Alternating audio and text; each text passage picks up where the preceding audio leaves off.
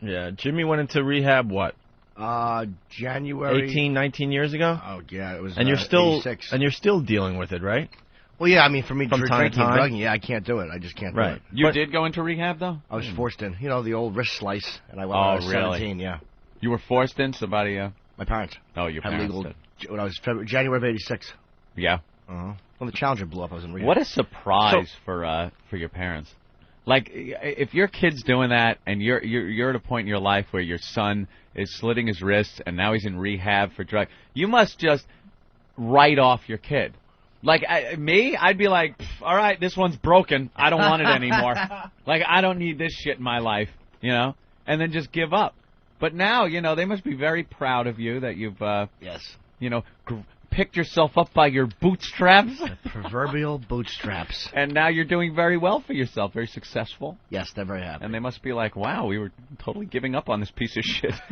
Wow. Yeah, they are very supportive. Yeah. Any career decision I make, which is great. I want to sell shoes. Just don't do drugs and You sell know them. what? Yeah, you pretty much set yourself up that anything you do looks good. That is a good idea for the youngsters out there. I think really screw up, and then you look brilliant no matter what you do. I think I'm going to go work at the taffy factory. Well, taffy's good. Sure is. Taffy's good, son. Well, the question I want to ask Jimmy, though, when you see someone like Pat O'Brien, you know, 30 days rehab, I mean, what are you thinking? I would say if you want to go to rehab, you can get cured. I haven't dealt with the sex addiction, obviously, so I know that's a rough one. And, you know, but drinking and drugging, he could probably quit if he wants to. But if you're forced in, it's got to be a rough one. Yeah.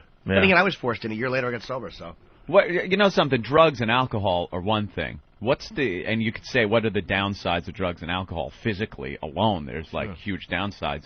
But the sex addiction, what's really the downside where you would be like, wow, I really have to address this in rehab or else it's going to do what? The fact that you have no intimacy skills, there's no real connection with any women. It's fun after a while. You're like, yeah, I blew a load. But then it's like, you know, you're 36 years old or whatever age he might be, and you can't connect with a woman on any level other than that. There are plenty of people that are like that aren't sex addicts that just have bad times. That's true. Trying to connect. So. I'm sure there are. I mean, but to me, that's the big advantage of the disadvantage of sexual addiction.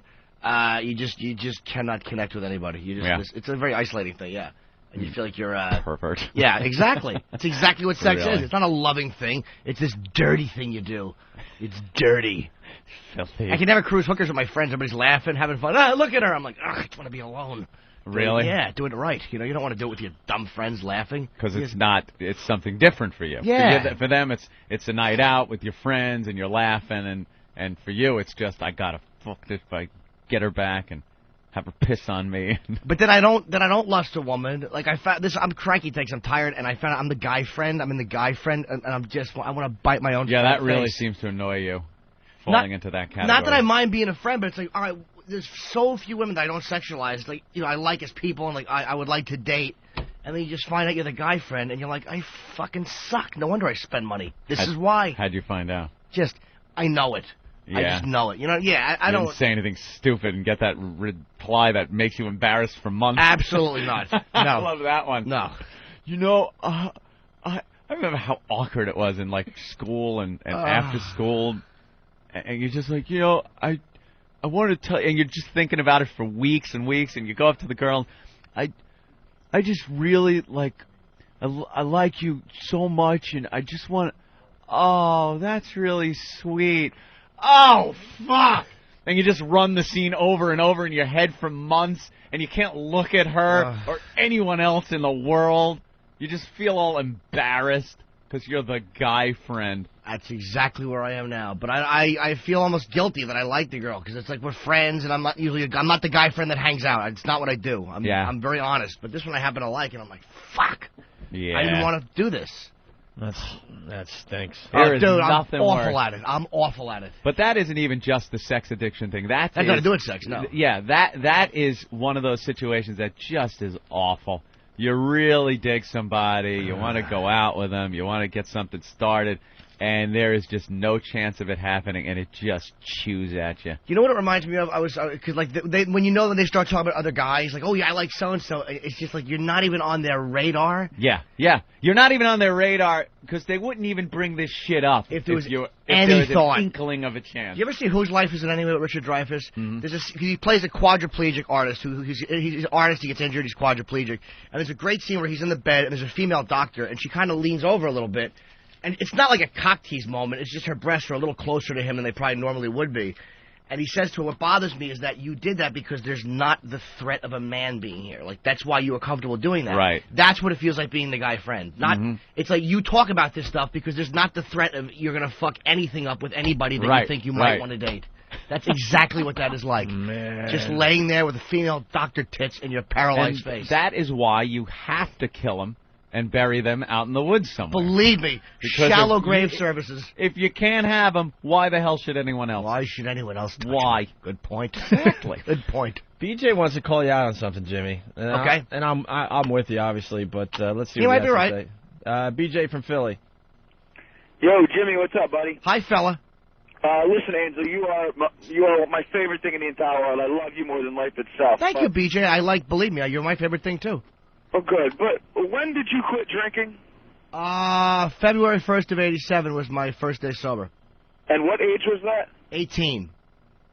I gotta say, man, I think that's bullshit. I don't even think you really gave it... You never really gave it a chance. And, I mean, when I was 18, I didn't know my ass from my face, let alone being an alcoholic yet. He didn't give drinking a chance? Oh, okay. No, all right. You're going... Hold on. I got it. You're going the other way with this. On the screen, I thought you wanted to call Jimmy out saying, bullshit that he had to have had a drink since he was 18 years old. But you're going the other way. Hold on. You're going the other way and basically saying that Jimmy was way too young to even understand what that was all about, and he jumped into rehab way too early. Yeah, I mean, seriously. I mean, at 18, what do you know about drinking and being alcoholic? That's a very... I mean, I'm sure you had a few problems, but I got in a few car accidents when I was 17. I didn't give the whole thing up and say I can't drive, I gave it a shot. That's an interesting question. How did you know, Jimmy? Because he's right. I mean, when I was 18, I was a lunatic with the drinking. And that is the thought. That's one of the things, like, when you get sober, it's like, am I too young? And that is addressed through self-help, programs. People understand that you think sometimes you're too young. Normal people don't behave the way I behaved when I drank. Yeah. It's something you have to become. I didn't have one drink and then just get dramatic and go, I need help, like some celebrity rehab kid. I was cutting myself with a razor. I was going into blackouts. I was calling the FBI.